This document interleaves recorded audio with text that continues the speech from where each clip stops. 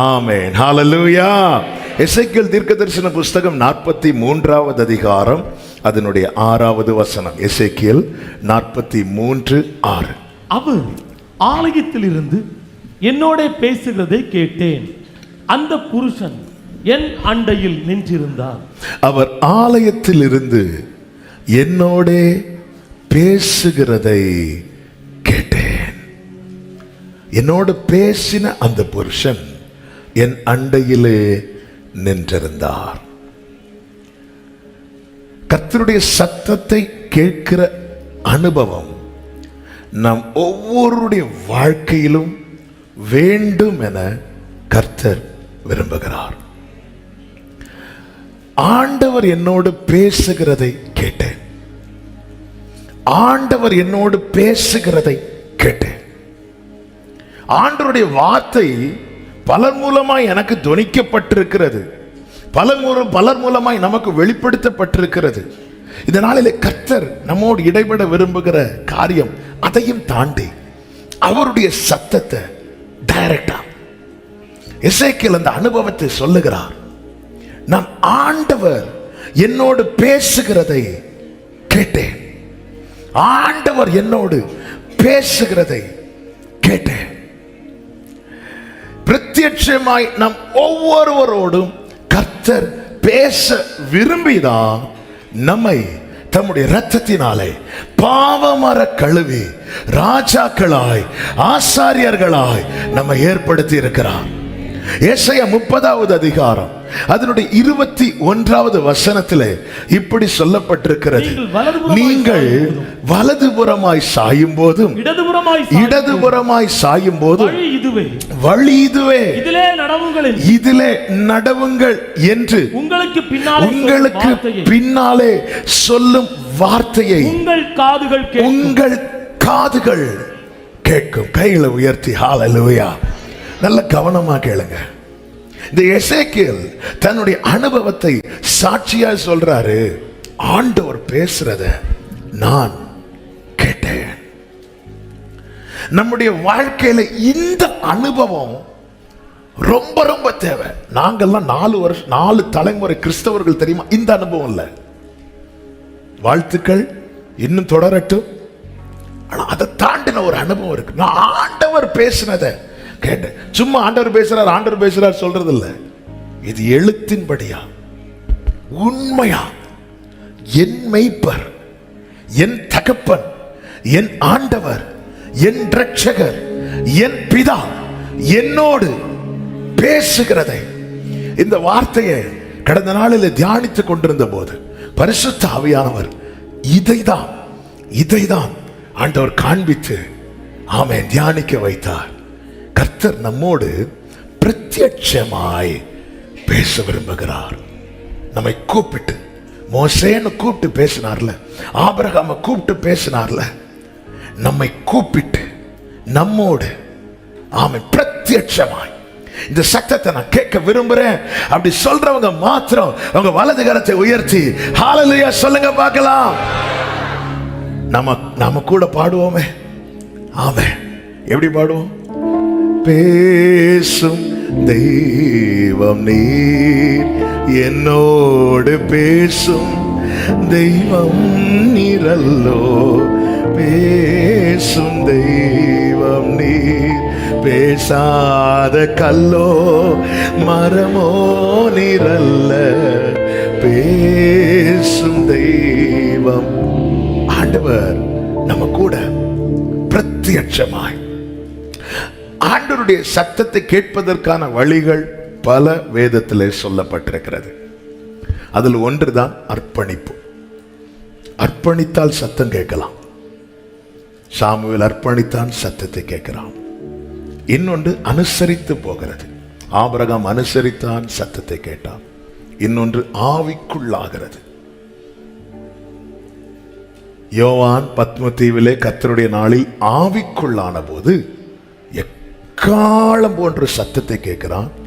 அந்த சத்தத்தை பார்க்கும்படி அவன் திரும்பும் போது அவன் பொற்கச்சை கட்டினவராய் 7 குத்து விளக்குகள் மத்தியில் உலாவுகிற மனுஷகுமாரனுக்கு ஒப்பானவரை பார்க்கிறான்.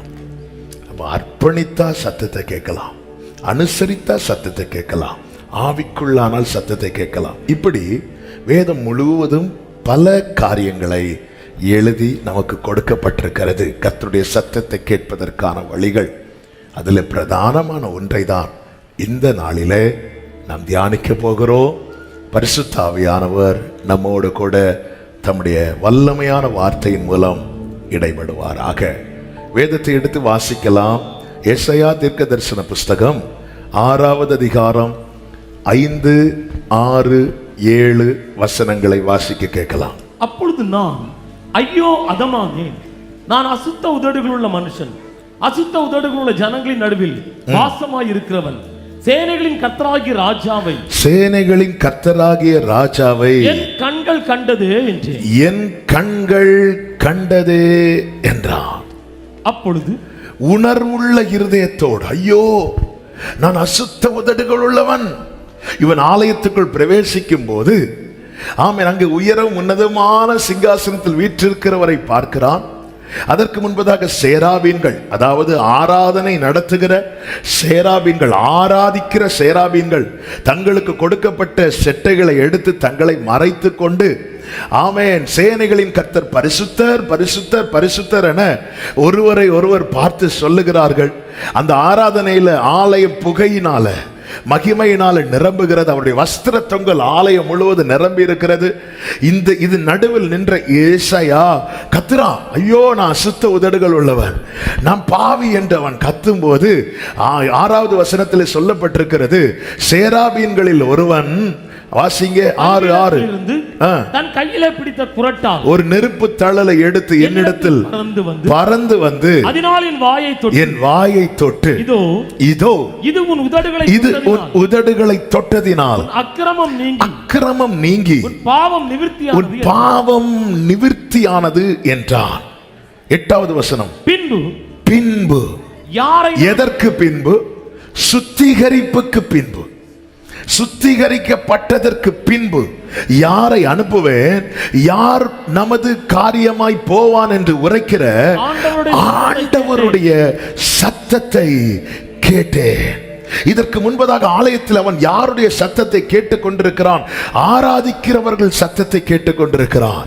எப்பொழுது அவன் சுத்திகரிக்கப்படுகிறானோ அப்பொழுது ஆராதிக்கிறவர்கள் சத்தத்தையும் தாண்டி ஆராதனைக்குரியவருடைய சத்தத்தை கேட்கிறார், ஆண்டவருடைய சத்தத்தை கேட்கிறார்.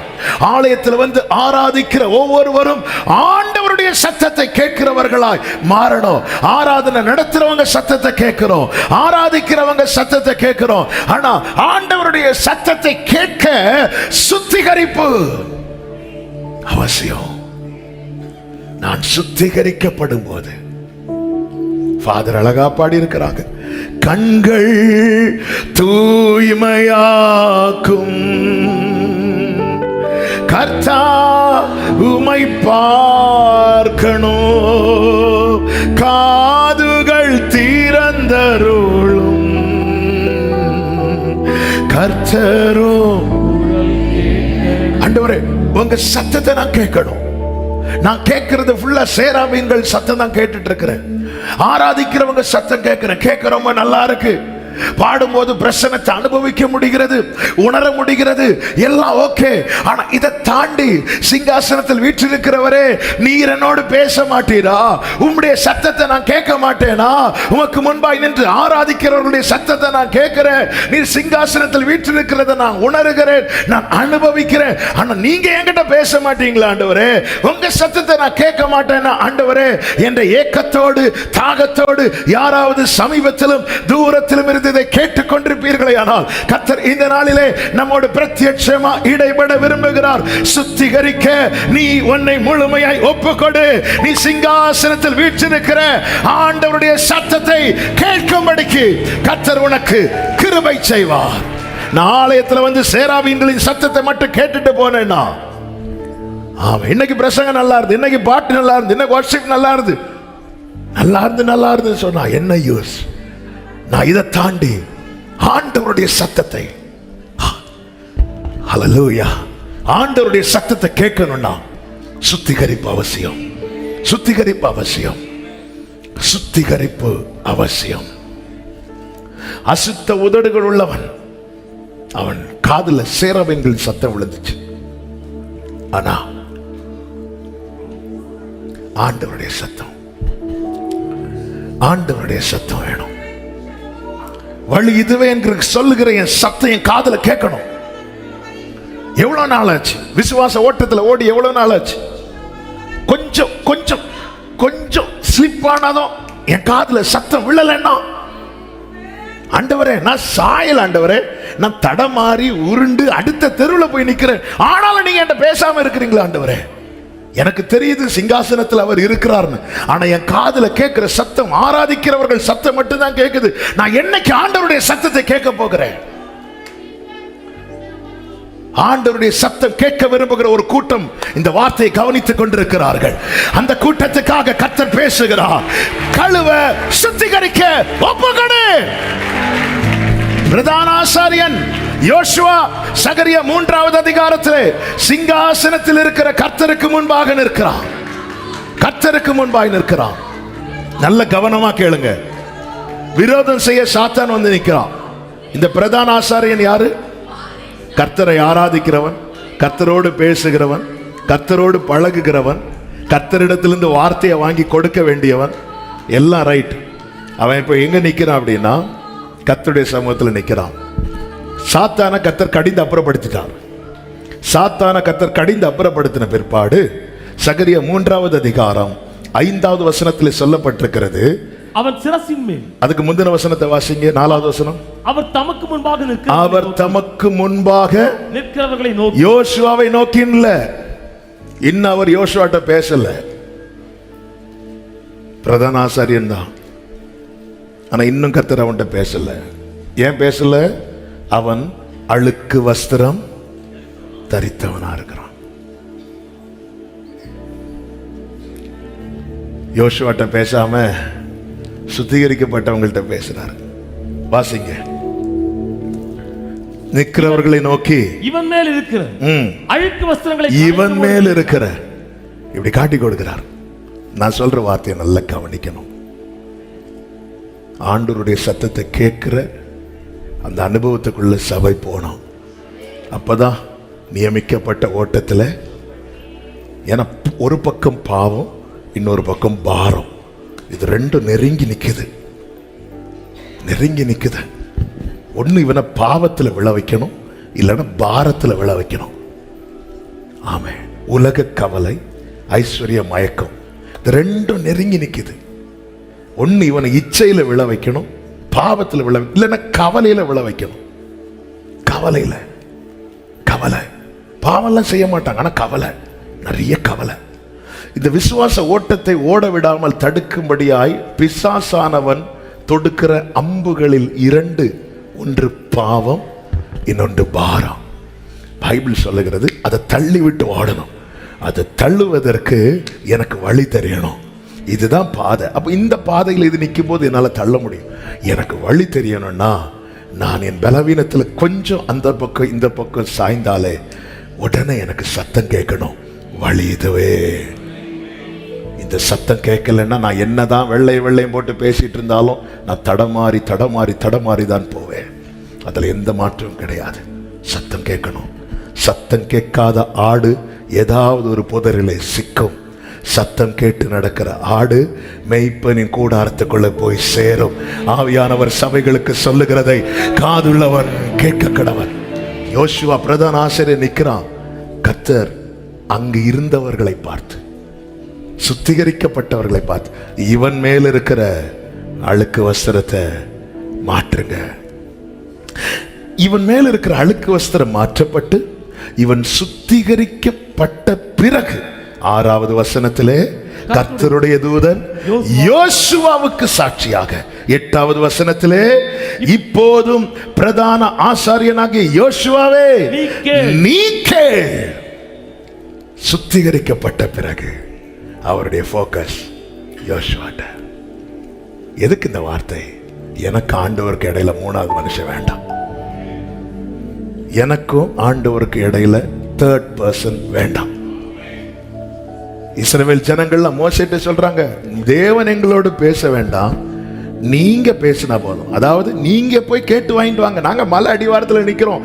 நாங்க மலையில வந்து ஒருவேளை செத்துட்டோம்னா மோசே செத்தாலும் பரவாயில்லன்னு ஏறி போறார். ஆண்டவர் சொல்றார், என் மகிமையை கண்டு ஒருவன் உயிரோடு இருக்க மாட்டான், பரவாயில்ல வாரேன்ட்டு. ஆமென். இன்னைக்கு ஆண்டவர் பிரத்யட்சமாய் சபையோடு பேச விரும்புகிற வார்த்தை, ஆமென், நீ சுத்திகரிக்கப்பட்டா. எமில் ஜெபசிங் அவர்கள் அழகா ஒரு பாட்டு பாடி இருக்கிறாங்க, எனக்கும் உமக்கும் இடையில் எதுவும் என்றுமே வராமல் காத்திடும். எனக்கும் என் அப்பாவுக்கு இடையில இன்னொரு பர்சன் வேண்டாம். ஒரு புருஷன் மனைவி கடையில தேர்ட் பர்சன் வேண்டாம். பெற்றோர் பிள்ளைகளுக்கு இடையில தேர்ட் பர்சன் வேண்டாம். இந்த எல்லா உறவையும் எனக்கு சிலுவையில ஏற்படுத்தி தந்திருக்கிற என் ஆண்டவராகிய இயேசு கிறிஸ்து ஆண்டவர் சொல்றார், எனக்கும் உனக்கு இடையில. இன்னைக்கு எல்லாரும் தேர்ட் பர்சனை விரும்புறோம், தேர்ட் பர்சனை விரும்புறோம், தேர்ட் பர்சனை நாடுறோம். நம்ம எல்லாரையுமே ஆசாரியர்களாக்கி இருக்கிறோம். நீங்க சர்ச்சைக்கு வரும்போது உங்க கண்களுக்கு எங்களை ஆசாரியர்களா தெரியும், அவன் ஊழியம் செய்யறதுனால. ஆனா அவர் கண்களுக்கு நீங்க எல்லாருமே ஆசாரியர்கள். ராஜாக்களும் நாங்களே ஆசாரியர். ஆண்டவருடைய சத்தத்தை கேட்க சுத்திகரிப்பு அவசியம். சுத்திகரிப்பு இல்லைன்னா சும்மா சொல்லலாம், ஆண்டவர் என்கிட்ட பேசுறார், ஆண்டவர் என்கிட்ட பேசுறார். எசேக்கியேல் சொல்றார், நான் ஆலயத்துல ஆண்டவருடைய சத்தத்தை கேட்டேன். அந்த புருஷன் என் அண்டையிலே என் பக்கத்துல தான் நிற்கிறார், என் பக்கத்துல தான் நிற்கிறார். நமக்கு தெரியும், இளையகுமாரன் அவன் தன் பிள்ளைகளை உணர்ந்தவனாய் தகப்பனிடத்தில் ஓடி வருகிறான். தகப்பன் அவனை கட்டி அணைக்கிறார், முத்தமிடுகிறார். ஆனால் லூக்கா 15வது அதிகாரம் 22வது வசனத்தில் இப்படி சொல்லப்பட்டிருக்கிறது, அப்பொழுது தகப்பன் தன் ஊழியக்காரரை பார்த்து பேசுறார், நீங்கள் உயர்ந்த வஸ்திரத்தை கொண்டு வந்து இவனுக்கு உடுத்தி இவன் கைக்கு மோதிரம் போட்டு, அப்பா நீங்க என்கிட்ட பேச மாட்டீங்களாப்பா, நீ சுத்திகரிக்கப்பட்டுட்டு வீட்டுக்குள்ளவா உள்ளவா. கர்த்தர் ஆலயத்திலிருந்து என்னோடு பேசுகிறார். என்னையும் உங்களையும் சுத்திகரித்து கொண்டு வந்தது அவருடைய சத்தத்தை நாம கேட்க. அன்பினால் அணைக்கிறார், அவருக்குள்ள இருக்கிற பாசத்தினால முத்தமிடுகிறார். ஆனா ஊழியக்காரர்கிட்ட பேசுறார், இவன் மேல இருக்கிற இந்த அழுக்கு வஸ்திரத்தை மாத்துங்க. அவன் அப்பாவை பத்தி பேசிட்டு இருக்கிற, நான் உமக்கு முன்பாக பரத்துக்கு விரோதமாய் நான் பாவம் செய்தேன். வஸ்திரத்தை கொண்டு வா, மோதிரத்தை கொண்டு வா. அப்பா என்ன பார்த்து பேசுங்கப்பா, ஏன்பா இன்னொரு மூலமா செஞ்சிட்டு இருக்கிறீங்க? உன்னை பார்த்து பேசணும்னா நீ வீட்டுக்குள்ள வர வேண்டிய பிரகாரம் வீட்டுக்குள்ள வா. ஆமென். என் தேவன் பரிசுத்தம் உள்ளவர், பரிசுத்தம் உள்ளவர், பரிசுத்தம் உள்ளவர், பரிசுத்தம் உள்ளவர். சேனைகளின் கர்த்தர் ஷலமகரோ, சேனைகளின், come on church, கைகளை உயர்த்தி சத்தமாய், சேனைகளின் கர்த்தர் ஜீசஸ் பரிசுத்தர். ஆமென். பரிசுத்தர். கூடாரத்துக்குள்ள மகிழ்ச்சி கூட. இதுக்காக அவர் வீட்டில இருந்து இறங்கி வரார். உறவாட உறவாட உறவாட சுத்திகரிப்பு அவசியம். உறவாட மோசே இந்த அற்புத காட்சியை பார்ப்பேன் என்று கிட்ட நெருங்கும் போது கர்த்தர் ஸ்டாப் பண்றார். மோசே நில்லு, நீ நிற்கிற இடம் பரிசுத்த பூமி. நாம் யாரை ஆராதிக்கிறோம்? நான் ஆலயத்திலிருந்து கர்த்தருடைய சத்தத்தை கேட்டேன். என் மேல அவர் வைத்திருக்கிற பாசம் குறையவில்லை, என் மேல் அவர் காண்பிக்கிற அன்பு குறையவில்லை. ஆனா எனக்கு என்ன பிரச்சனை? நான் அவருடைய சத்தத்தை ஏன் கேட்க முடியாம போகுது? எனக்கு ஏன் அந்த வாய்ஸ் கேட்க முடியல? பாசத்துக்கு குறைவே இல்லை. அப்ப ஆனா அணைக்கிறாரு, முத்தமிடுறாரு. அவர் நல்லவர் மேல் தீயோர் மேலேயே மழையை வர்ஷிக்க பண்ணுகிற தேவன் பிள்ளைகளை விடுவாரா? ஆனா ஏன் ஏன் என் வாழ்க்கையில நான் ஒவ்வொரு ஸ்டெப் எடுத்து வைக்க ஏன் இவ்வளவு தடுமாற்றம், இவ்வளவு யோசனை? சத்தம் கேட்கலையே. போகிற இடம் எங்கேனே தெரியாது ஆபிரகாமுக்கு, ஆனா சத்தம் கேட்கறதுனால ஜாலியா போறாரு. அழுதுட்டு போல, சத்தம் கேட்குது. மெய்ப்பனே உம்மந்தை ஆடு நானே, மெய்த்திடும் மெய்ப்பனும் பின்னே செல்வே. அவ்வளவுதான், சத்தம் கேட்குது, போயிட்டே இருக்கிறார். சத்தம் கேட்கதான் பரிசுத்த ஆவியானவர் இன்னைக்கு சபையை மிகவும் நேசித்து சொல்லுகிறார், சுத்திகரிக்கப்பட ஒப்புக்கொடு. எசேக்கியேல் 8வது அதிகாரத்திலே கர்த்தர் எசேக்கியேலுக்கு தம்முடைய ஆலயத்தை குறித்து, தம் ஜனத்தின் நிலையை குறித்து வெளிப்படுத்தும் போது சொல்லுகிறார். 6வது வசனத்தை வாசியுங்கள். அவர் என்னை நோக்கி, மனுபுத்திரனே அவர்கள் செய்கிறதை மனுபுத்திரனே அவர்கள் செய்கிறதை காண்கிறாயா? என் பரிசுத்த ஸ்தலத்தை விட்டு என்னை தூரமாய் போக பண்ணும்படியாக. அந்த வார்த்தையை கவனிச்சீங்களா? வாசிங்க ஒரு விஷயம் கூட. என் பரிசுத்த ஸ்தலத்தை விட்டு என்னை தூரமாய் போக பண்ணும்படியான. ஒண்ணு அவன் தூரமா போறான், இல்லைன்னா அவன் வந்து என்ன தூரமா போக பண்றான். என்னை தூரமாய் போக பண்ணும்படியாக இஸ்ரவேல் வம்சத்தார் இங்கே செய்கிற மிகுந்த அருவருப்புகளை பிரியமானவர்களை, என்னையும் உங்களையும் தம்முடைய ஆலயமாக தெரிந்தெடுத்திருக்கிறார். ஆனால் நம்முடைய செயல்கள் அவரை துக்கப்படுத்தி அவரை தூரமாய் போக பண்ணும்படியானதா இருக்குமானால் எப்படிங்க நாம் அவருடைய சத்தத்தை கேட்க முடியும்? அடுத்த வசனத்தில் நீங்க கவனிச்சீங்கன்னா, ஆமென், 7வது வசனத்துல என்னை பிராகாரத்தின் வாசலுக்கு கொண்டு போனார். அப்பொழுது இதோ சுவரிலே ஒரு துவாரத்தை கண்டேன். அவர் என்னை நோக்கி, மனுபுத்திரனே சுவரிலே துவாரம் இடு என்றார். நான் சுவரிலே துவாரமிட்டு உள்ள பார்க்க வைக்கிறார். அப்படி பார்க்கும்போது 10வது வசனத்திலே சொல்லப்பட்டிருக்கிறது, அருவருப்பு இருக்கிறது. ஆனா 11வது வசனத்தில் என்ன சொல்லப்பட்டிருக்கிறது? அவர்கள் எல்லாருமே தன் தன் கையில் தன் தன் தூப கலசத்தை பிடித்துக் கொண்டு அவைகளுக்கு முன்பாக நின்றிருந்தார்கள். தூப வர்க்கத்தின் மிகுந்த புகை எழும்பிற்று. அருவருப்பும் இருக்கிறது, ஆராதனையும் இருக்கிறது. கர்த்தர் வெளியே நின்று ஒரு சின்ன ஓல் போட்டு எசேக்கியேலுக்கு காட்டி கொடுக்கிறார்.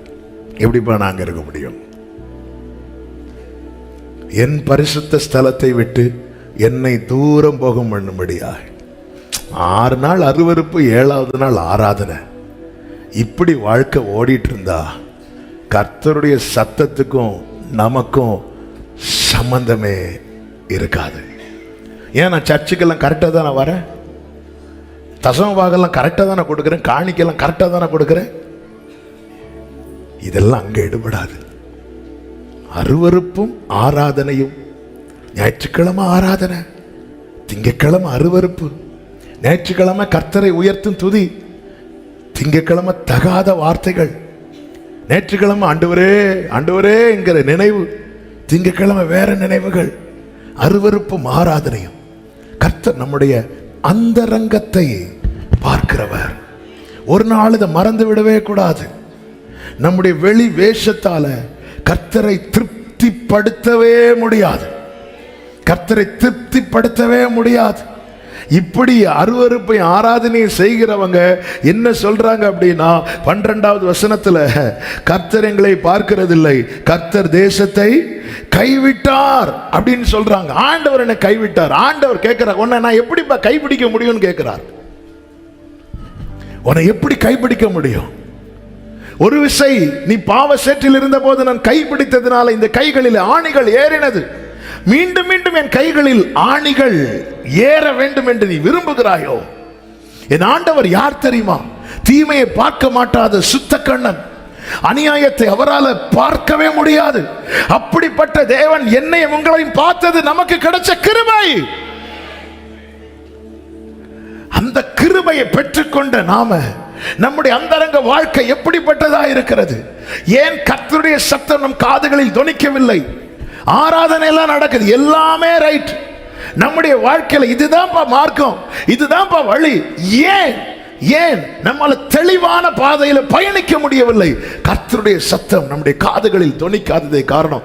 சத்தம் கேட்காமல் சித்தம் செய்ய முடியாமல், சித்தம் செய்ய முடியாது, சித்தம் செய்யாமல் ஓட்டத்தை வெற்றியுடன் ஓட முடிக்க முடியாது. நீ சித்தத்துக்கு அர்ப்பணித்தவன் தானே. வாழ்ந்தாலும் உம்மோடு தான், அப்படி ஒப்பு கொடுத்தால் தானே நீ. இப்போ எப்படியாவது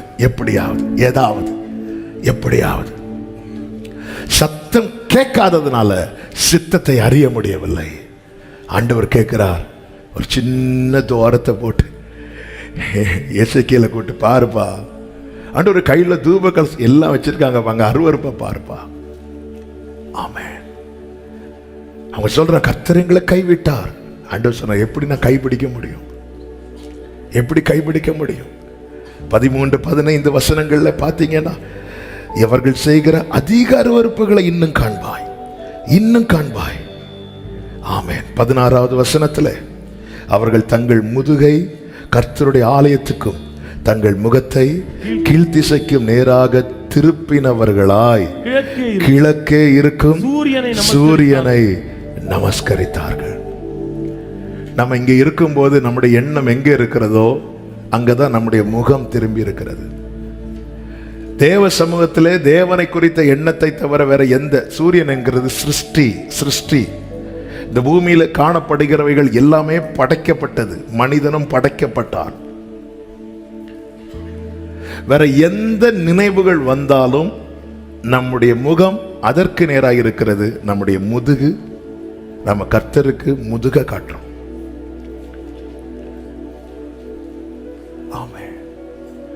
தாவீது சொல்றார், ஒன்றை நான் கேட்டேன், அதையே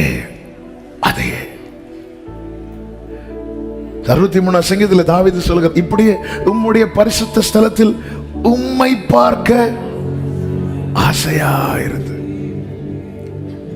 தேவ சமூகத்தில் நாம எப்படி இருக்கிறோம், எத்தனை பேர் வருகிறோம்னு நாங்க பார்க்கிறோம், ஆனா எப்படி இருக்கிறோம்னு கர்த்தர் பார்க்கிறார்.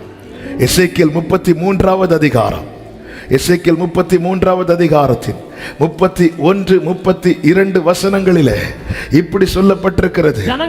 ஜனங்கள் கூடி வருகிற வழக்கத்தின்படி உன்னிடத்தில் வந்து உனக்கு முன்பாக என் ஜனங்கள் போல் உட்கார்ந்து உன் வார்த்தைகளை கேட்கிறார்கள்.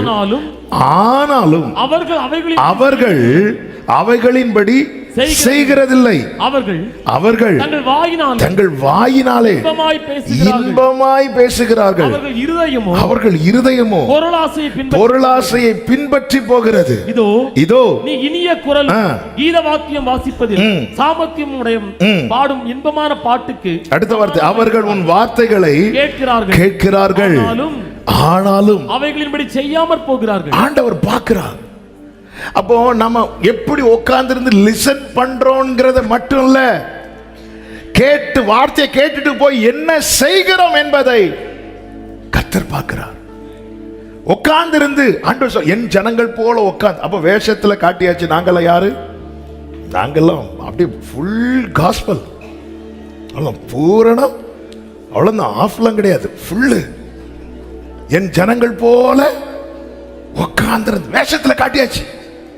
ஆண்டவர் சொல்றார், கிரியையிலையும் காட்டுப்பா. நீ எல்லாம் கேட்கிற, ஒரு சர்வீஸ்ல 2 சர்வீஸ் உட்கார்ந்திருந்து கேட்கிற, திரும்ப திரும்ப கேட்கிற, ஆனா கிரியை இது எங்க கொண்டு வரும் தெரியுமா? என் பரிசுத்த ஸ்தலத்தை விட்டு என்னை தூரமாய் போக பண்ணான். என் வாழ்க்கையை விட்டு யார் விலகி போனாலும் நான் நின்றுவேன். ஆனா கர்த்தர் போயிட்டாருன்னா அடுத்த செகண்ட் நான் இல்லை. இந்த உணர்வு ஒவ்வொரு தேவ பிள்ளைக்கும் வேணும். எத்தனையோ பேர் நம்ம கூடவே இருக்கணும்னு ஆசைப்பட்டவங்களாம் நம்ம கூட இன்னைக்கு இருக்கிறாங்களா கேட்டா இல்ல. ஆனாலும் நம்ம நிக்கிறோம்னா அவர் கூடவே இருக்கிறார். உலகத்தின் முடிவு பரியந்தம் சகல நாட்களிலும் நான் உங்களுடன் அவர் இருக்கிறார். அந்த பிரசனத்துல வாழ்றோம். தண்ணியில இருக்கிற மீனை தூக்கி கரையில போட்டா கொஞ்ச நேரத்துல அவுட். அப்படிதான் இந்த உணர்வு தேவை. ஆண்டவரே, நீங்க என்ன விட்டு போயிடக்கூடாது, நீங்க என்ன விட்டு போயிடக்கூடாது, நீங்க என்ன விட்டு போயிடக்கூடாது. ஆமே, யாபோக்காற்றின் கரையில உட்காரும் போதுதான் யாக்கோபுக்கு அவர் எவ்வளவு தேவை என்பதே புரிய வந்தது. என்னை விடு, நான் போகட்டும்னு சொல்லும் போது பிடிச்சிட்டான். போயிடாதீங்க, போயிடாதீங்க. யோசேப்பு எகிப்தில் இருக்கிறான் என்கிற செய்தி வந்த பிறகும் யாக்கோபு பெயர்சபாவுக்கு போக காரணம் என்ன தெரியுமா? யோசேப்பு இல்லாமல வாழ முடியுங்கிறத வாழ்க்கையில பார்த்துட்டான். ஆனா ஒண்ணு அவன் புரிஞ்சுக்கிட்டான், நீங்க இல்லாம என்னால வாழ முடியாது. ஆமே, நம்முடைய வாழ்க்கையில சுத்திகரிப்பு. இதுக்கு என்ன தேவை? என்னை கழுவும், என் நினைவுகளை நீர் தூய்மையாக்கும், இதயத்தை நீர் சுத்திகரியும், கண்கள் கைகள் செயல்கள் எல்லாம் உம்மை பிரியப்படுத்தட்டும். விரும்பி கேட்கலாமா? என் நினைவுகளை நீர் தூய்மையாக்கும், இதயத்தை நீர் சுத்திகரியும், கண்கள் கைகள் செயல்கள் எல்லாம் உம்மை பிரியப்படுத்தட்டும். ஓ பரிசுத்தம் உண்டே, பரிசுத்தம் உண்டே, அலங்காரமாகட்டும்.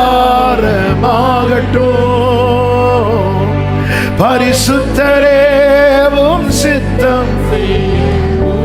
ஆமென். பரிசுத்தம் உண்டே, க்ளோரி. பரிசுத்தரே, என் நினைவுகளை தூய்மையாக்கும், என் நினைவுகள். இதெல்லாம் எதுக்குப்பான்னு கேட்டா சொல்லணும். பாடுங்க, எனக்கு அப்பா சத்தம் கேட்கணும், என் காதுகளில் அவருடைய சத்தம் கேட்கணும். தேவன் விளம்புவதை கேட்பேன். தேவன் ஒரு விசை விளம்பினார், 2 தரம் கேட்டிருக்கிறேன். தேவன் விளம்புறதை நான் கேட்கணும். தேவன் விளம்புறதை நான், தாவீது சொல்ற, தேவன் விளம்புவதை நான் கேட்பேன். தாவீது உன்னை பத்தி சவுல் இப்படி சொல்லிட்டு இருக்கிற, அதை விடு. உன்னை பத்தி மீகால் இப்படி நிந்திச்சிட்டு இருக்கிற, அதை விடு. உன்னை பத்தி சகோதரர்கள் அகங்காரம் உள்ளவன் சொல்றாங்க, அதை விடு. தாவீது அப்படி உங்க காதை எதுக்கு டியூன் பண்ணி வச்சிட்டு இருக்கிறீங்க? தேவன் விளம்புவதை நான் கேட்பேன். தேவன் ஒரு விசை விளம்பினார், நான் 2 தரம் கேட்டிருக்கிறேன். வல்லமை தேவனுடையது, வல்லமை மட்டுமல்ல கிருபையும் உம்முடையது. தேவன் விளம்புவதை நான் கேட்பேன். ஆமென். இந்த காது அதுக்கு டியூன் ஆகட்டும், அதுக்கு டியூன் ஆகதா ஒப்பு கொடுக்கணும். தாவீதை கேட்டா சொல்லுவார், உன் பீடத்தை சுற்றி சுற்றி. ஏன் தாவீதே வர்ஷிப் பண்ணி முடிச்சிட்டுல போக வேண்டியதானே? இல்ல, இந்த கையை சுத்திகரிக்கணும். எதுக்கு? நான் அந்திபலி நேரத்துல என் கைகளை நான் ஏறெடுப்பேன். ஹல்லேலூயா. அவன் சுத்தி சுத்தி வரார், என் பலிபீடத்தை சுத்துறார். அதுலதான் அடிக்கப்பட்ட மிருகத்தினுடைய ரத்தம் அப்படியே வடிந்து கொண்டே இருக்கும். அதே சுத்தி சுத்தி. ஆமென். கல்வாரி திருப்பீடமே. இன்னைக்கு எல்லாருக்கும் கானாவூர் கல்யாண வீட்டு இயேசு தான் தேவை எல்லாருக்கும். ஆனா கல்வாரி இயேசு எத்தனை பேருக்கு தேவை? கானாவூர் கல்யாண வீட்டு இயேசு அங்க அற்புதம் அதிசயம். முந்தின ரசத்தை பார்க்கலாம், பிந்தின ரசம் சூப்பர். முந்தின சீரை பார்க்கலாம், நற்சீர். முந்தின நிலைமையும் பார்த்துக்கலாம், பிந்தின நிலைமை. இந்த இயேசு எல்லாருக்கும் பிடிக்கும். ஆனா மார்பில் சாய்ந்திருந்த ஒரே ஒருவன் அந்த கல்வாரி சிலுவை பக்கத்துல நிற்கிறான். அந்த ரத்தம் வடிகிற இடத்துல வந்து அப்படியே நிற்கிறான். அவன் தான் பத்ம தீவுல கர்த்தருடைய சத்தத்தை கேட்கிறான். சுத்திகரிக்கப்படணும், சுத்திகரிப்பு அவசியம். அதனாலதான் அனுதினம் அர்ப்பணிக்கணும். என் வாழ்க்கையில பரலோகத்திலிருந்து கிடைக்கிற சிக்னல் மட்டும் கட்டாச்சுன்னா நான் ஒரு பெரிய ஆபத்தை நோக்கி போய் கொண்டிருக்கிறேன் என்று அர்த்தம். எல்லாம் நல்லதான் நடக்கும், சூப்பரா தான் போயிட்டு இருக்கும். என்னாகமம் 14வது அதிகாரத்தை நீங்க கவனிச்சீங்கன்னா 13, 14 அதிகாரங்களில் 12 பேரை வேவு பார்க்க அனுப்புவார் கானானுக்கு மோசே.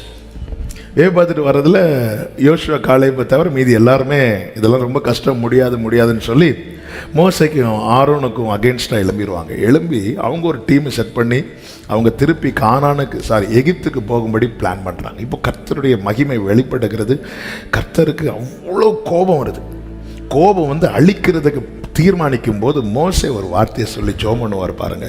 அதனுடைய 19வது வசனத்தை வாசியுங்கள். உமது கிருபையினுடைய மகத்துவத்தின்படியேயும் எகிப்தை விட்டது முதல் இந்நாள் வரைக்கும். இந்த வார்த்தையை எல்லாரும் கவனிக்கணும். உம்முடைய கிருபையினுடைய மகத்துவத்தின்படியையும் எகிப்தை விட்டது முதல் இந்நாள் வரைக்கும் இந்த ஜனங்களுக்கு மன்னித்து வந்ததின்படியேயும். இந்த ஜனங்களின் அக்கிரமத்தை. அப்போ டெய்லி அவர் தருகிற கிருபையில என்னவோ இருக்கு தெரியுமா? மன்னிப்பு. இன்னைக்கு நான் நிக்க காரணம் எனக்கு தேவன் நேத்து தந்த மன்னிப்பு.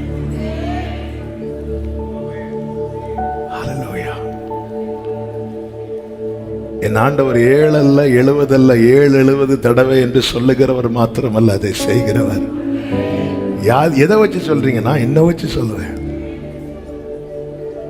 அன்னைக்கு பாவ சேட்டில் இருந்தோம், ரட்சித்தார், மன்னித்தார், கழுவினார்.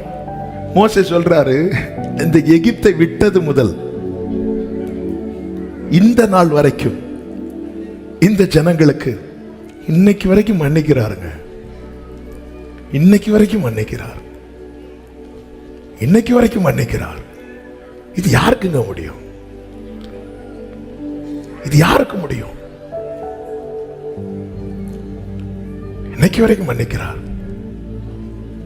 மன்னிக்கிறார். மோசே சொல்றார், அப்படி மன்னிச்சு வர்றீங்கல்ல, இந்த ஜனங்களின் அக்கிரமத்தையும் அதே மாதிரி மன்னிச்சிருங்க. உடனே ஆண்டவர் அடுத்த வார்த்தையை சொல்றார் பாருங்க. உன் வார்த்தையின்படி சொன்னபடி நான் மன்னித்தேன் சொல்லிட்டு 22வது வசனம். என் மகிமையையும் நான் எகிப்திலும் வனாந்திரத்திலும் செய்த என் அடையாளங்களை கண்டிருந்தும் என் சத்தத்துக்கு செவி கொடாமல் இதனோட 10 முறை என்னை பரீட்சை பார்த்த மனிதரில் ஒருவரும் அவர்கள் பிதாக்களுக்கு நான் ஆணையிட்டு கொடுத்த தேசத்தை காண மாட்டார்கள். எனக்கு கோபம் உண்டாக்கினவர்களில் ஒருவரும் அதை காண மாட்டார்கள். ஆண்டவர் சொல்றார், நான் மன்னிக்கிறேன்னு சொல்லி நீ பாவம் செய்து என்ன கோபப்படுத்துற பாத்தியா? இத தேவனால தாங்கவே முடியல. நான் மன்னிக்கிறத, என்னுடைய மன்னிப்பே நீ தப்பா புரிஞ்சுட்ட பாரு. நான் என்ன செஞ்சாலும் அவர் மன்னிப்பாருங்கிற நிலையில நீ திரும்பி பாவம் செய், பரீட்சை பார்க்கிறாய். ஹே, அவர் அடிக்கணும்னு அப்பவே அடிச்சிருக்கணும். மன்னிக்கிறார் பாரு. தேவனுடைய மன்னிப்பை பார்க்க வேண்டிய பிரகாரம் பார்க்கணும். தாவீது அப்படி பார்த்ததனாலதான் சொல்லுகிறார், உமக்கு பயப்படும்படிக்கு உம்மிடத்தில் மன்னிப்பு உண்டு. இன்னைக்கு நான் மன்னிப்பை பெற்றேன்னா நான் எப்படி இருக்கணுமா? தேவனுக்கு பயந்து இருக்கணுமா? உமக்கு கர்த்தர் என்ன பண்ணாலும், என்ன பாவம் பண்ணாலும் மன்னிப்பார்னா, நல்ல கவனிங்க, மன்னா கிடைக்கும், கண்மல தண்ணீர் கிடைக்கும், அற்புதங்கள், மகிமை, அடையாளம் எல்லாம் பார்க்க முடியும். ஆனா ஒண்ணு மட்டும் கிடைக்காது. என்ன தெரியுமா? கானான். ஆண்டவரே, நீங்க என்ன பண்ணாலும் மன்னிப்பீங்கன்னு சொல்லிட்டு துணிந்து பாவம் செய்யறாங்க, நீங்க ஒண்ணுமே செய்யாம இருக்கிறீங்க. அவனுக்கு எல்லாம் கொடுத்துட்டு இருக்கீங்க, எல்லாமே கிடைக்கும், ஒண்ணு மட்டும் கிடைக்காது. கானான் கிடைக்காது. ஆண்டவர் சொல்லுங்க, என்ன தண்டிக்கலப்பா, நான் விட்டுறேன். ஆனா ஒண்ணு புரிஞ்சுக்க மோசே, கானானுக்குள்ள விட மாட்டேன். ஆமென். ஐயோ, நான் போன வாரெல்லாம் பண்ண தப்புக்கு என்னெல்லாம் இந்த ஏரியா பக்கமே விட்டுறக்கூடாது. ஆனாலும் என்ன வர வச்சுட்டாரே, என்ன கம்யூனியெல்லாம் எடுக்க வச்சுட்டாரே. பரவாயில்ல, அப்ப அது பண்ணாலும் ஒண்ணல்ல. ஆமென். ஏன்னா ஆண்டவருடைய கிருபைய போக்கடிக்கிறோம். தாவீது சொல்லுகிறார், நீர் அக்கிரமத்தை கவனித்திருப்பீரானால் யார் நிலையில் இருப்பான்? உமக்கு பயப்படும்படிக்கு உம்மிடத்தில் மன்னிப்பு இருக்கிறது. என்னை கர்த்தர் மன்னிக்கிறார்னா ஒரு காரியம் அதுல எனக்கு தெளிவாய் தெரிகிறது. சபையை நம்மை தேவன் மன்னிக்கிறார் என்றால் ஒரு காரியம் தெளிவாய் தெரிகிறது, நம்மை இழக்க அவர் விரும்பவில்லை. நம்மை அவரோடு வைத்து பார்க்க. ஆம், என்னை இழக்க விரும்பாதவர் என்னை மன்னித்திருக்கிறார் சொல்றவங்க கைகளை உயர்த்தி ஆமென் சொல்லுங்க பார்க்கலாம். ஆமென். தேவனுடைய அழைப்பும் கிருபை வரங்களும் மாறாதவங்களை, கிடைக்கிறதெல்லாம் கிடைச்சிட்டே கிடக்கும். ஆனா ஆண்டவர் இங்க சரியான வார்னிங் கொடுக்கிறார். இவைகள் எல்லாம் திருஷ்டாந்தமாய் நமக்காக எழுதப்பட்டிருக்கிறது என்று 1 கொரிந்தியர் 10 தெளிவாய் சொல்லப்பட்டிருக்கிறது. தெளிவாய் சொல்லப்பட்டிருக்கிறது. எனவேதான் தான் நீதிமானா இருந்தும் தேவனிடத்தில் நான் நீதிமானா இருக்கிறது நிமித்தம் வழக்காடாமல் அவற்றை நான் இரக்கத்துக்காக கெஞ்சுவேன் என்று யோபு சொல்லுகிறார். எதிரிகளுக்கு கூட தானியேலிடத்தில் ஒரு குற்றத்தையும் காண முடியாதிருந்தும் அப்படிப்பட்ட வாழ்க்கையை வாழ்ந்த தானியேல் ஆண்டவர் சமூகத்தில் போய் தன்னை தாழ்த்தி சொல்லுகிறான், என் நீதியை நம்பி நான் கேட்கல ஆண்டவரே, உங்க இரக்கத்தை நம்பி நான் கேட்கிறேன். ஏனென்றால் அந்த பரிசுத்தருக்கு முன்பாய் நிற்கத்தக்க பரிசுத்தம் உள்ளவர்கள் வேற யாரும் கிடையாது. என் நீதியை கொண்டு போய் நிற்க முடியாது என்பதற்காகவே இயேசுவே எனக்கு நீதியாக இருக்கிறார், இயேசுவே எனக்கு மீட்பாக இருக்கிறார், இயேசுவே எனக்கு பரிசுத்தமாக இருக்கிறார். அப்ப அவரை விட்டு விலக்குகிற காரியத்தை நான் இமீடியேட் அப்புறப்படுத்தணும். அதுதான் பவுல் சொல்லுகிறார், கிறிஸ்துவை ஆதாயப்படுத்திக் கொள்வதற்காக எனக்கு லாபமா இருந்த அனைத்தையும் நான் நஷ்டம் என்றும் குப்பை என்றும் எண்ணினேன், எண்ணிக்கொண்டிருக்கிறேன், விட்டேன். ஆண்டவர் தான் நேற்று மன்னிச்சிட்டார்ல, முந்தானத்தை மன்னிச்சிட்டார்ல, இன்னைக்கு மன்னிப்பான்னு சொல்லி நாம செய்யற பாவம் நல்லா புரிஞ்சுக்கோங்க. அடிக்கடி சொல்லுகிற வார்த்தை தான், அவருடைய உள்ளங்கையில் நம்மை வரைந்ததுனால அங்கும் ஆணி அடிக்கப்பட்டது. அவருடைய பாதத்தில் நமக்கு தஞ்சம் கொடுத்ததுனால அங்கும் ஆணிகள் அடிக்கப்பட்டது. நம்மை அவர் மார்போடு அணைத்ததுனால அங்கே ஈட்டியால் குத்தப்பட்டது. இஸ்ரவேலே, நீ என்னால் மறக்கப்படுவதில்லை, நம்மையே நினைத்து கொண்டிருக்கிறதுனால அங்கே முட்களால் குத்தப்பட்டது. என்னால அவருக்கு மொத்தத்தில் வேதனை மட்டும்தான், வேதனை மட்டும்தான். அப்படி இருந்தும் அநாதி சிநேகத்தால் உன்னை சிநேகித்தேன், காருண்யத்தால் உன்னை இழுத்து கொண்டேன் என்று சொல்லி அழைக்கிற அந்த அன்பை நான் தட்டிட்டு போகக்கூடாது. ஆண்டவருடைய சத்தத்தை நாம் கேட்க வேண்டும் என்று நாம எவ்வளவு ஆசைப்படுறோமோ அதை விட அதிகமாக அவர் நம்ம கூட பேசணும்னு ஆசைப்படுறார். இதை மறந்துடவே கூடாது. இன்னைக்கு ஆண்டவரை ஒரு ஏடிஎம் மிஷின் மாதிரி தான் நினைக்கிறது. இன்னைக்கு ஒரு சூப்பர் மார்க்கெட்டுக்கு போறது மாதிரி தான். தேவை வரும்போது லிஸ்டோட போறது, தேவையானதை வாங்கிட்டு வர்றது. சூப்பர் மார்க்கெட்டுக்குள்ள போய் ஒரு லிஸ்டோட போவோம், ஒரு பக்கெட் எடுத்து சுற்றி சுற்றி வருவோம். அந்த லிஸ்ட்டில் இருக்கிறதெல்லாம் உள்ள விழுறது வரைக்கும் சுற்றிட்டே இருப்போம், சுற்றிட்டே இருப்போம். அதே மாதிரி தான் ஆலயத்தில் உலாவிட்டே இருப்போம். ஏன்னா 10ல் 7 நடந்திருக்குன்னு 3 நடக்கணும். ஆமாம், எல்லாம் ஓகேயானதும் அப்படியே விட்டு ஆமாம் தேவனோடு. அதனால தான் ஆண்டவர் அப்படி அவரால் தாங்க முடியாம, ஏன்னா 13வது அதிகாரத்தில் தெரிஞ்சிட்டு நம்ம இன்னும் கொஞ்ச நேரத்தில் இவங்களை விட்டு போக போறோம். அவருக்கு தாங்க முடியல. ஆண்டவரை, இந்த பாத்திரம் என்னை விட்டு நீங்க கொடுமானால் நீங்கும்படி செய்யும்னு சொல்லிட்டு ஆண்டவர் கேட்டது அடிக்கு பயந்தில்ல, ஆணிகளுக்கு பயந்தல்ல. இந்த பிள்ளைங்க கிட்ட இனி இந்த மாதிரி மாம்சீகமா வந்திருந்து பேச முடியாத அந்த ஒரு வலி. உடனே சீஷர்களை பார்த்து சொல்றார், நான் உங்களை சிநேகிதர் என்றேன் அப்படிங்கிறார். அதாவது எவ்வளவு இறங்கி வர்றார் நம்ம கிட்ட பழக, நம்ம கூட பேச.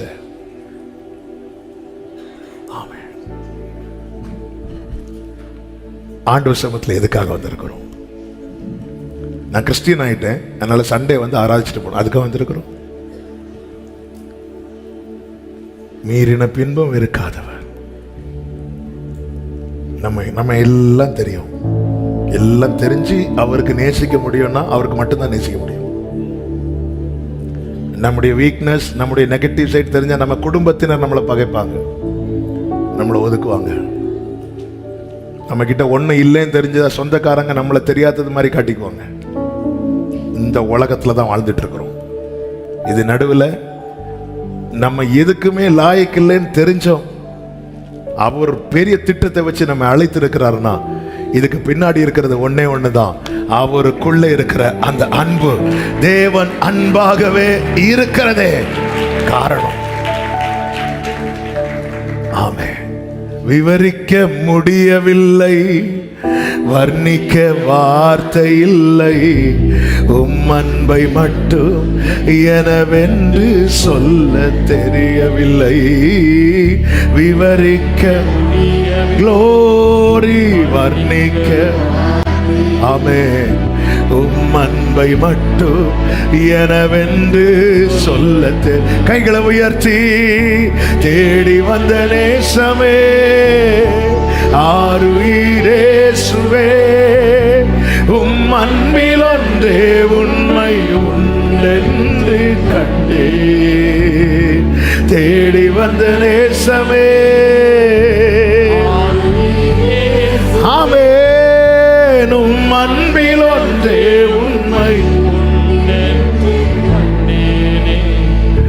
விவரிக்க முடியவில்லை, வர்ணிக்க வார்த்தை இல்லை, உம் அன்பை மட்டும் என்னவென்று சொல்ல.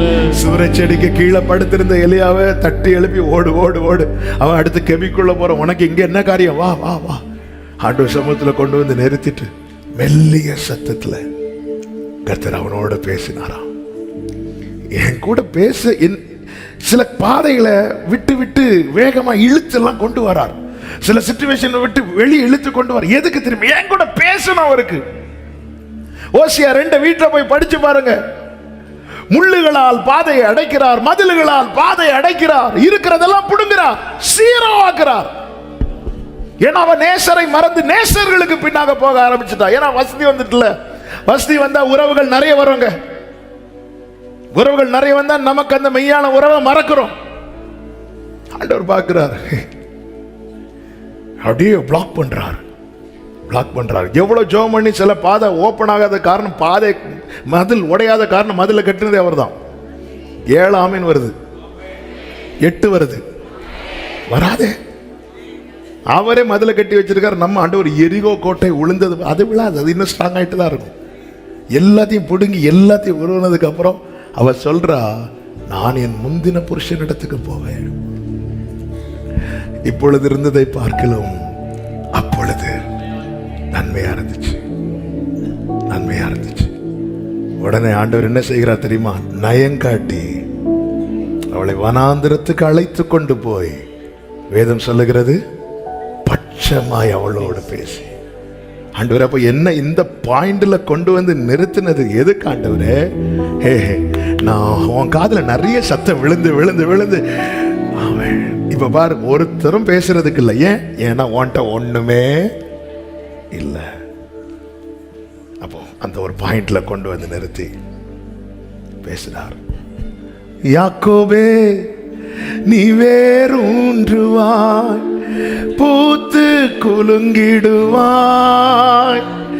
காய்த்து கனி தரும். அவர் பேசுறார். யாக்கோபு என்னும் பூச்சி. யார் பேசுவா? பூச்சிட்ட அவர் பேசுவார். நான் உனக்கு துணை நிற்கிறேன். என் கூட பேசுறதுக்காக அவர் அவ்வளோ இறங்கி வந்தாச்சு.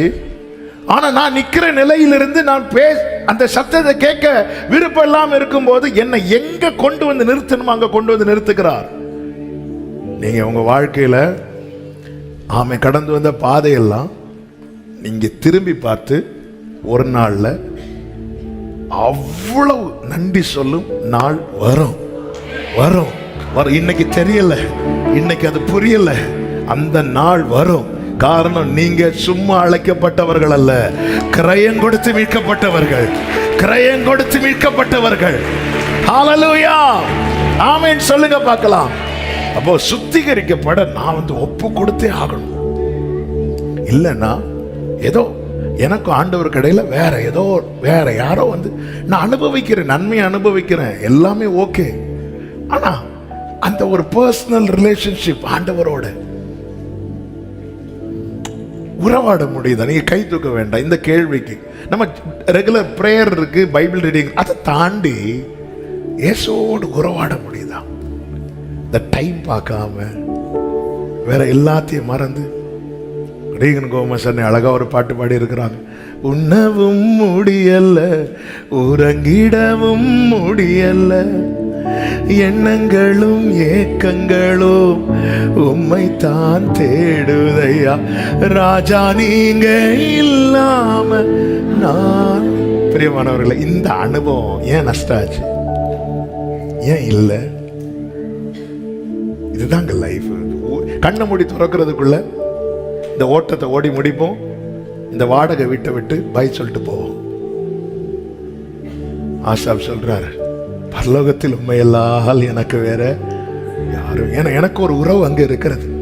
அதனால நான் தைரியமா என் ஓட்டத்தின் லாஸ்ட் ஸ்டெப் இதுன்னா நான் சந்தோஷமா எடுத்து வைப்பேன். ஏன்னா எனக்கு ஒரு உறவு இருக்கிறது. அங்க எனக்கு யாரும் இல்லைன்னா, இங்க உறவுகள் இருந்தே என்ன யாருன்னு தெரியாதுன்னு சொல்லும் போது அங்க எனக்கு யாரும் இல்லைன்னா அங்க யாரும். அப்ப அந்த உறவு இதுதாங்க சிலுவையில ஏற்படுத்தி தந்தார். இந்த பிராகாரத்துல ஒருத்தர் நிக்க கூடாது, கிருபாசன தண்டையில பக்கத்துல வா. வேற எந்த வாசல் வழியா போனாலுமே வெட்டு விழும். ஆமே, கேருபீன்கள் சுடர்வழி பட்டயமா இருக்கிறாங்க. இந்த ஏதேனுக்குள்ள யாரும் என்றாக்க கூடாது, இந்த பரதேசுக்குள்ள யாரும் என்றாக்க கூடாது.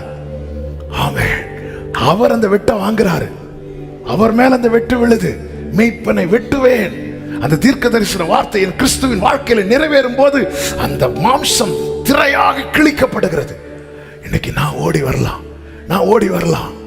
தோமாவை கூட்டு சொல்றார், விழால கை வை, உள்ள கையை வச்சு பாரு, எவ்வளவு டீப்பா நம்மள அவருக்குள்ள கொண்டு போகிற அளவுக்கு ஒரு மார்க்கத்தை சிலுவையில ஏற்படுத்தி தந்திருக்க. நீ உனக்கு இன்னும் மூணாவது மனுஷன் தேவையா? எங்களுக்காக வேண்டிக் கொள்ளுங்க. உனக்கு இன்னும் மூணாவது ஆள் தேவையா? ஒரு பிள்ளை தன் தகப்பனிடத்துல பேசுவதற்கு மூணாவது பர்சனை யூஸ் பண்றானா, அந்த தகப்பனுக்கு இதை விட வலி வேற எதுவும் கிடையாது. உறவே இல்லைன்னு அர்த்தம். உறவே இல்லைன்னு அர்த்தம்.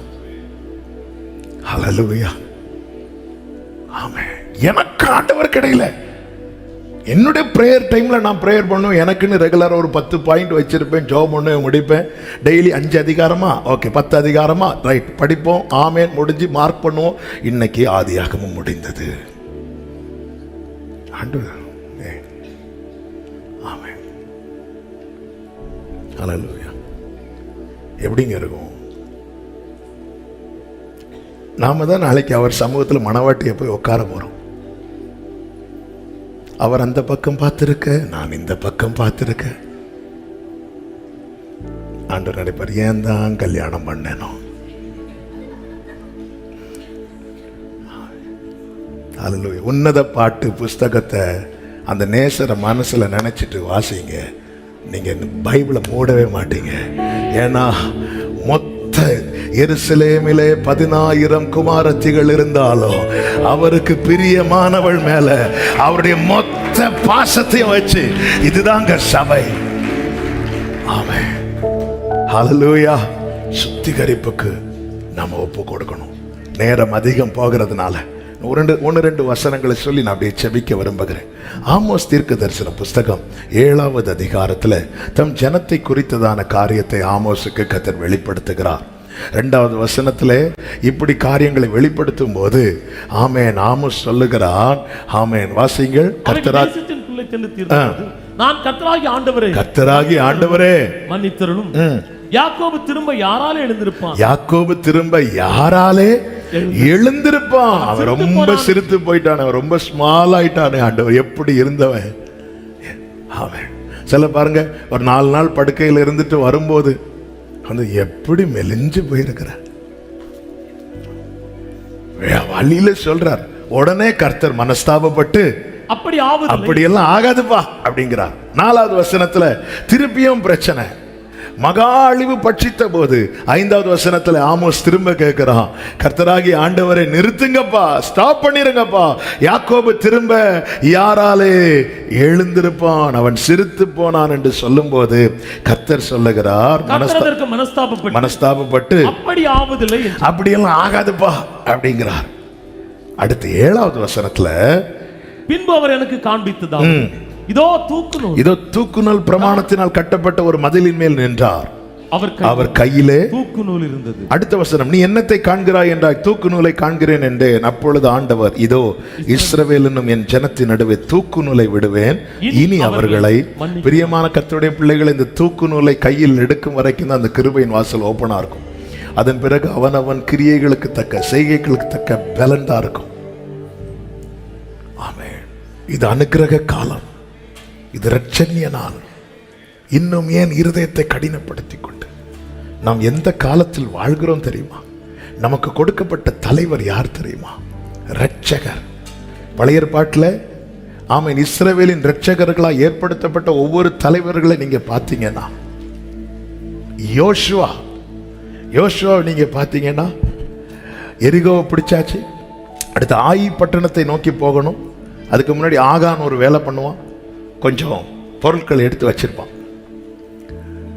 ஆயி பட்டணத்தை பிடிக்க போன இடத்துல பெரிய பிரச்சனை ஆயிட்டு யோசுவாவுக்கு இருதயம் வலி தாங்க முடியல. அவர் வஸ்திரத்தெல்லாம் கிழிச்சிட்டு இந்த பிரச்சனைக்கு யார் காரணம்னு வரும்போது ஆகான் மேல சீட்டு விழுது. ஆகான மெதுவாக கூப்பிட்டு இந்த 7:19 நீங்க பார்த்தீங்கன்னா எப்படி பேசுவார் தெரியுமா? மகனே, நீ செய்ததை எனக்கு சொல்லு, நீ என்ன செஞ்ச எனக்கு சொல்லு, அதை ஒன்றும் எனக்கு ஒழிக்காதுன்னு சொன்னதும் உடனாவே நான் இப்படி பாவம் பண்ணிட்டேன், நான் இப்படி தப்பு பண்ணிட்டேன் அப்படி சொல்லிட்டு அடுத்த வசனங்களில் அவன் சொல்றத பார்க்க முடியும். அதை கேட்டதும் நான் இன்னென்ன பிரகாரம் பாவத்தெல்லாம் சொல்றான், பாவத்தெல்லாம் அறிக்கை இட்டதும் உடனே யோசுவா என்ன செய்யறான் தெரியுமா? இவன் மொத்த குடும்பத்தையும் கூட்டிட்டு வா, எல்லாரும் அவன் மேல கல்லறிங்க. ஏன்? அவனுடைய செயல். அவன் சொல்ற, எங்களை ஏன் கலங்க பண்ணின, எங்களை ஏன் கலங்க பண்ணின. கல்லால் அடிச்சாங்க, அவுட். தாவீது சீமே என்பவன் என்ன செய்கிறான் தெரியுமா? கல்லை தூக்கி எறிந்து சபிக்கிறான். அப்படி மரண தண்டனைக்கு ஏதுவான ஒரு தப்பு பண்றான். பிற்பாடு அவன் பயந்து தாவீது காலில் வந்து விழுந்துட்டான். காலில் வந்து விழுந்து, ராஜாவே, நான் தப்பு பண்ணிட்டேன், நான் பெரிய பாவம் பண்ணிட்டேன், என்னை தயவு செய்து மன்னிச்சிருக்க ராஜான்னு சொல்லும்போது, ராஜா, சரிப்பா, ஒன்றும் இல்லைப்பா, விடுப்பா, விடு, நீ சாக மாட்டேன், நான் உனக்கு ஆணையிடுறேன்ல, உனக்கு ப்ராமிஸ் பண்றேன்ல, விடு சொல்லிட்டு அனுப்பிவிட்டாச்சு. அனுப்பிவிட்டு அடுத்த ஸ்தானத்தில் வரக்கூடிய சாலமோனை கூப்பிடுறாரு. இங்க பாரு, அவன் நிம்மதியா இறந்துடக்கூடாது, உனக்கு தெரியும் என்ன செய்யணும்னு, பார்த்து செய். ஆமென். நம்ம தேவன் தாவீதுக்கு கீழே வைக்கல, யோசுவாக்கு கீழே வைக்கல. நம்மை தேவன் யாருக்கு கீழே வைத்தார் தெரியுமா? மீகா சொல்லுகிறார் 7வது அதிகாரத்தில், நான் கர்த்தருக்கு விரோதமாய் பாவம் செய்தேன், அவர் எனக்காக வழக்காடி,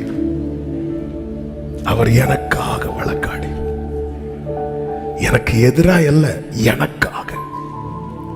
அதனாலதான் சொல்றார், என் சத்துருவை எனக்கு விரோதமாய் சந்தோஷப்படாதே, நான் விழுந்தாலும் எழுந்திருப்பேன், நான் இருளில் உட்கார்ந்தால் கர்த்தர் எனக்கு வெளிச்சமாயிருப்பார்.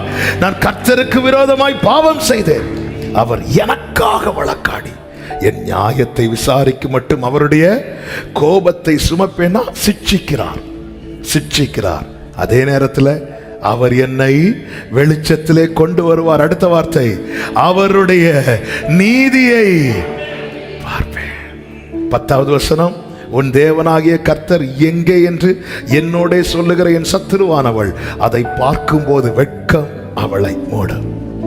அப்போ என் வாழ்க்கையில பாவத்தினால, அக்கிரமத்தினால வந்த வீழ்ச்சியிலிருந்து நான் விடுதலை பெற நான் ஒத்துக்கணும், நான் கர்த்தருக்கு விரோதமாய் பாவம் செய்றேன். அதனாலதான் வேதம் சொல்லுகிறது, ஏசாயா 55:7, துன்மார்க்கன் தன் வழியையும் அக்கிரமக்காரன் தன் நினைவுகளை விட்டு கர்த்தரிடத்தில் திரும்ப கடவன், அவர் அவன் மேல் மனதுருகுவார், நம்முடைய தேவனிடத்திற்கே திரும்ப கடவன். வேற யார்கிட்டையும் போகாத லைஃப் கிடையாது. உன் சிலர் இருப்பாங்க, மனுஷங்கள்ட்ட போய் பாவ அறிக்கை பண்ணுவாங்க, லைஃப் கிடையாது. கல் எப்ப உழுன்னு தெரியாது, என்ன பின்னாடி எழுதப்பட்டிருக்குன்னு தெரியாது. சீமையே, உனக்கு கொடுக்கப்பட்ட கிரேஸ் நீ எப்படா விழுவேன்னு பார்க்கிறதுக்கு.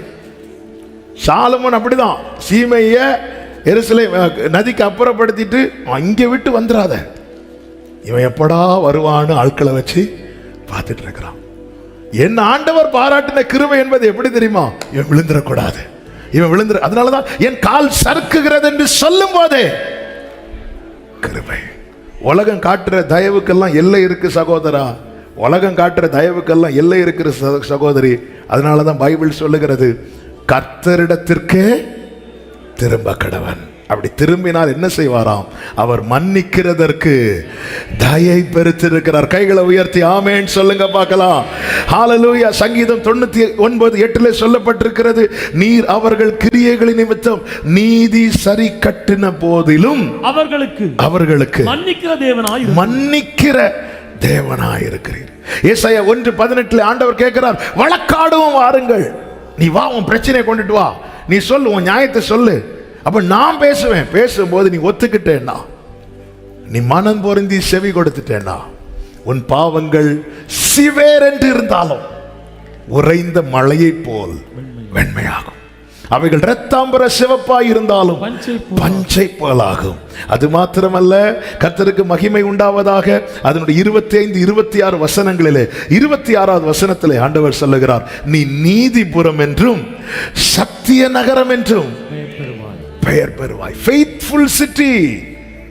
சத்திய நகரம். சத்திய நகரம் என்ன தெரியுமா? ஃபெய்த்ஃபுல் சிட்டினா என்ன தெரியுமா? அவர் சொல்லுவார், இவனை நம்பலாம், அவன் இவளை நம்பலாம். ஆமா, யாரை பார்த்து சொல்றார்? இஸ்ரவேலை பார்த்து. இஸ்ரவேல் யார்? கர்த்தர் அதே தீர்க்கதரிசியை கொண்டு பேசுகிறார். நீ பிறந்ததிலிருந்து மீறுகிறவன் எனக்கு நல்லாவே தெரியும். எத்தனை யசூரனாய் மாற்றினவர் சொல்றார், நீ சுத்தி ஒத்துக்கொள், நீ ஒப்புக்கொடு, உன் அடையாளமே மாறும். சத்திய நகரம் என்று, ஃபெய்த்ஃபுல் சிட்டி, நீதிபுரம் என்றும், சிட்டி ஆஃப் ரைச்சஸ்னஸ், நீதிபுரம் என்றும் சத்திய நகரம் என்றும் பெயர் பெறுவாய். ஆமென். யெஷூரனுடைய தேவனை போல. இப்படி சொல்றதுல அவருக்கு அவ்வளவு சந்தோஷம். யாரை யெஷூரன் என்கிறார்?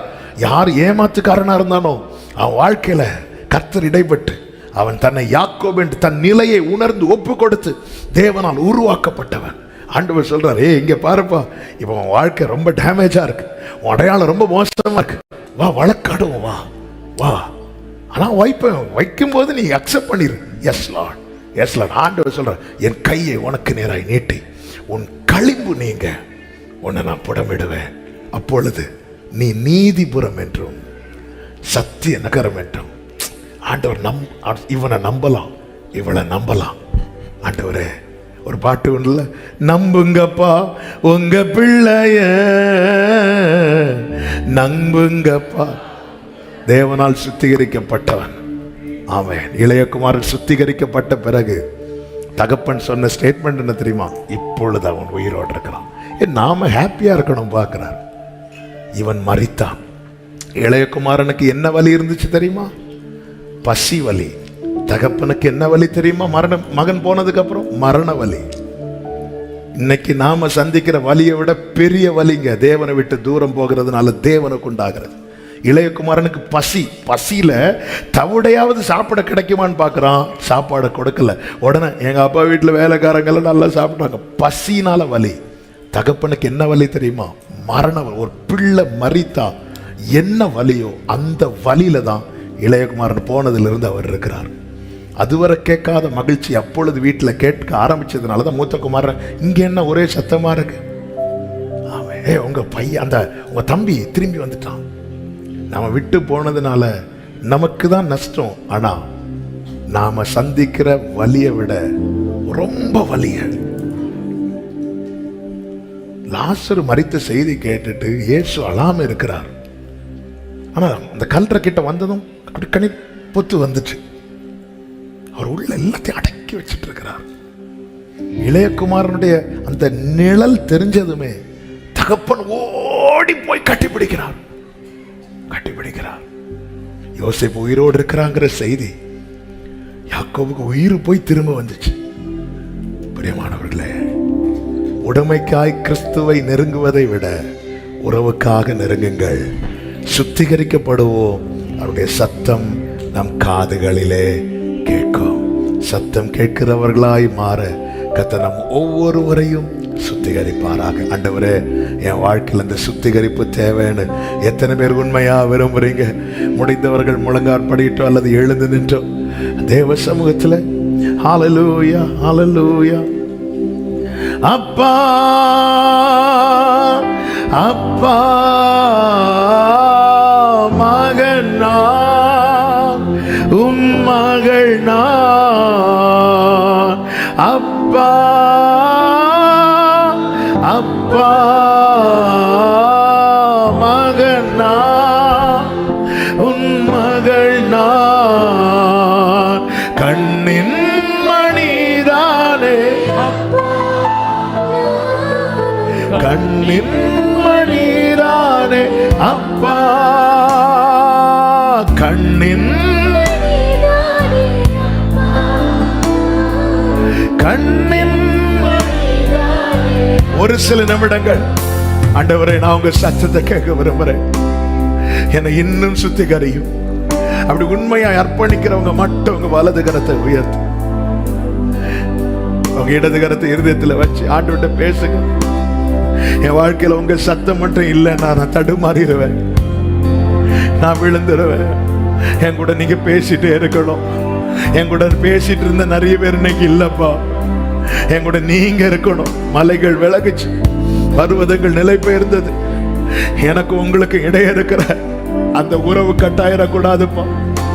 ஆண்டவரே, என்னை இன்னும் கழுவு. ஏசாயாவை தொட்டு சுத்திகரித்தவரே, பிரதான ஆசாரியன் யோசுவாவை சுத்திகரித்தவரே, அந்த இளைய குமாரன் திரும்பி வந்ததோ, அவனுடைய பாவம் வர திரும்பி வந்ததோ, நீர் அவன் மேல வைத்த இஷ்டத்தினால அவனால வந்த நஷ்டத்தை எண்ணாம அவனை சேர்த்து கொண்டது போலப்பா. இதோ நான் வர்றேன்ப்பா, இதோ நான் வர்றேன்ப்பா. என்கிட்ட நீங்க டெய்லி பேசணும். நான் பைபிள் திறக்கும் போது நீங்க பேசணும். சர்ச்சில் வந்து இருக்கும் போது எனக்கு என் காதுல கர்த்தருடைய சத்தம் கேட்கணும்ப்பா, கர்த்தருடைய சத்தம் கேட்கணும்ப்பா. நான் ஜெபிக்க உட்காரும் போது நீங்க பேசணும். நான் வாகனத்தை ஓட்டும் போது நீங்க பேசணும். நான் ஒரு காரியத்தை தீர்மானிக்கும் போது நீங்க பேசணும். ஆண்டவர், நான் அங்கே இங்கே கொஞ்சம் சாயும் போது நீங்க பேசணும். என்னை தனியா விட்டுட்டீங்க, நான் திசை மாறி போயிடுவேன். ஆண்டவரே, என்னை கழுவுங்க. ஆண்டவரே, என்னை சுத்திகரியும் அப்பா. அப்பா அப்பா மகனா, சத்தம் அப்பான்னு சொல்லுங்க. அப்பா மகனா, கண்ணின் மணிதானே, கண்ணின் சேலமாரே. சுத்திகரிக்கப்பட ஒப்புக்கொண்டு சகோதரா சகோதரி, நீ நீதிபுரம் என்று சத்திய நகரம் என்று பெயர் பெறுவாய். கர்த்தரின் அடையாளத்தை மாற்றுவார். பரலோகத்தின் நம்பிக்கைக்குரியவனாய் நம்பிக்கைக்குரியவளாய் கர்த்தருனை உருவாக்குவார். தள்ளாமலும் தள்ளாமலும் அவமானத்தில் இருந்தென்னை காப்பாற்றினே. தள்ளா சேமமராலரதனலரா. ரெண்டு கைகளை விரித்து உயர்த்தி அணைத்து கொண்டீர், அணைத்து கொண்டீர் என்னை. க்ளோரி, ரெட்டை களைந்து எனக்கு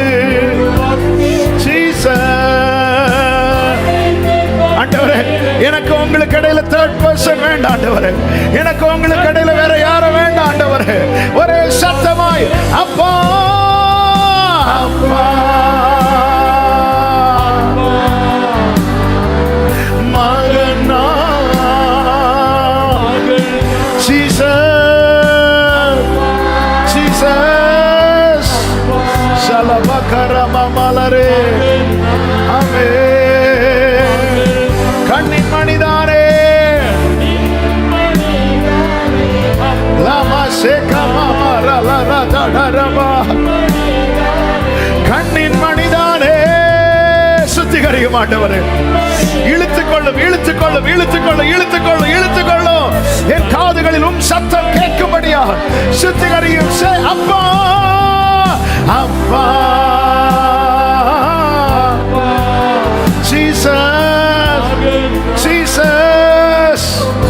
ஆண்டவரே, எனக்கு உங்களுக்கு இடையில யாரும் வேண்டாம். ஆண்டவரே, ஆண்டவரே உம்மோடு உம்மோடு உம்மோடு உறுதியா ஷபகலபரா ஷதனலபகரபா ரிமமலரோ கண்ணின் சுத்திகரிக்க ஒப்பு கொடுக்கிற ஒவ்வொருவரையும் அந்த கல்வாரி பலிபீடத்தின் ரத்தம் சுத்திகரித்துக் கொண்டிருக்கிறது.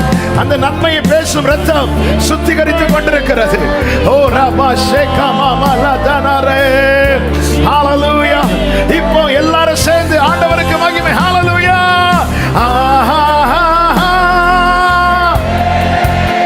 worship him.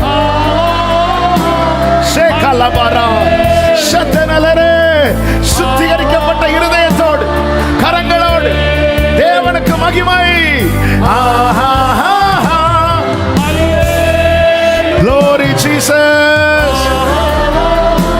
ஷேரமமலபகதரமலரா ரிமமதரோதரோ ரிகரலரியாச்சனரலரா ஷேடரலரே தெரபலரா ஷேமமரே. 2-3 நிமிடங்களை நான் ஜெபித்து முடிக்க விரும்புகிறேன். அப்படி அமைதியா தேவ சமூகத்துல நம்மை தாழ்த்தி, ஆண்டவரே உங்களுக்கு தெரியும் நான் எவ்வளவு கழுவப்பட வேண்டியது, சுத்திகரிக்கப்பட வேண்டியது. ஒரு காரியத்தை தொடர்ந்து கேளுங்க. என்ன காரியம் தெரியுமா? எனக்கு உமக்கு இடையில யாருமே வேண்டாம் ஆண்டவரே, எனக்கு உமக்கு இடையில யாருமே வேண்டாப்பா, எனக்கு உங்களுக்கு இடையில யாருமே வேண்டாம் ஆண்டவரே. ஹல்லேலூயா. எதனால என் பக்கத்துல நின்று நீங்க தான் பேசணும். எனக்கு உமக்கு இடையில யாருமே. இந்த ஒரு காரியம் அவன் எத்தனை பேர் உள்ள அதை விரும்புது. அன்னைக்கு இஸ்ரவேல் சொன்னாங்க, இல்ல ஆண்டவர்ல எங்கள்கிட்ட பேச வேண்டாம், மோசே பேசினா போதும். அன்னைக்கு மோசே மாத்திரம் என்கிட்ட வரலான்னார். இன்னைக்கு நம்ம ஒவ்வொருவரையும் கூடுறார். வருத்தப்பட்டு பாரம் சுமக்கிறவர்களே, நீங்க எல்லாரும் பேதுரு கிட்ட வாங்கன்னு சொல்லல, யோவான் கிட்ட வாங்கன்னு சொல்லல, நீங்க எல்லாரும் என்னிடத்தில் வாருங்கள். ஆண்டவரே, நானும் இயேசுவும். 2 கைகள் அப்படியே உயர்த்தி கண்களை மூடி இந்த ஒரு வார்த்தை அப்படியே இருதயத்துல இருந்து சொல்லுங்க. நானும் இயேசுவும், நானும் இயேசுவும், நானும் இயேசுவும், நானும் இயேசு. எனக்கு நீருண்டு கலங்கின நேரத்தில் என்னை நடத்தியதே. எனக்கு நீருண்டு நான் கரம் என்னை நடத்தியதே. ஓடைத்தீ உருவாக்கினீ சிக்ஷித்தீ சீர்படுத்தினீர் புடமிட்டீ ராஜா புதிதாக்கி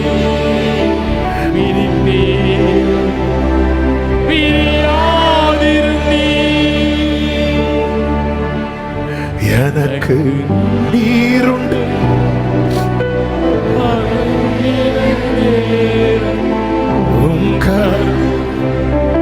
என்னை நடத்தினதே. ஆலயத்திலிருந்து ஆண்டவரினோடு பேசுகிற சத்தத்தை கேட்டு இந்த நல்ல அனுபவத்தில் ஒவ்வொருவரையும் கர்த்தருடைய வருகை மட்டும் கர்த்தர் நடத்துவாராக. நல்ல கரங்களை தட்டி தேவனுக்கு மகிமை செலுத்துவோம். நன்றியோடு, நன்றி நிறைந்த இருதயத்தோடு. நல்ல தகப்பனை, இரக்கமுள்ள பிதாவே, உம்முடைய மிகுந்த கிருபையினாலும் இரக்கத்தினாலும் தயவினாலும் உங்க சமூகத்தில் எங்களை கூடி வர வைத்து பாட, துதிக்க, ஆராதிக்க, செபிக்க நீர் பாராட்டின மேலான கிருபைகளுக்காக நன்றி செலுத்துகிறோம். ஆண்டவரே, நீர் எங்களோடு பேச விரும்புகிறீர். மோசேயை அழைத்து, சாமுவேலை அழைத்து பேசினது போல எங்களோடு பேச விரும்புகிறீர். அதற்கு எங்களை தகுதிப்படுத்த எங்களை சுத்திகரியும். ஆண்டவர், ஒவ்வொரு நாளும் உம் குரல் கேட்டு அதன்படி நடக்க எங்களுக்கு கிருபை தாரும். ஒவ்வொருவரையும் இந்த நல்ல அனுபவத்தில் நடத்துங்க. ஆண்டவரை வழி விலகாதபடி காத்துக்கொள்ளும்.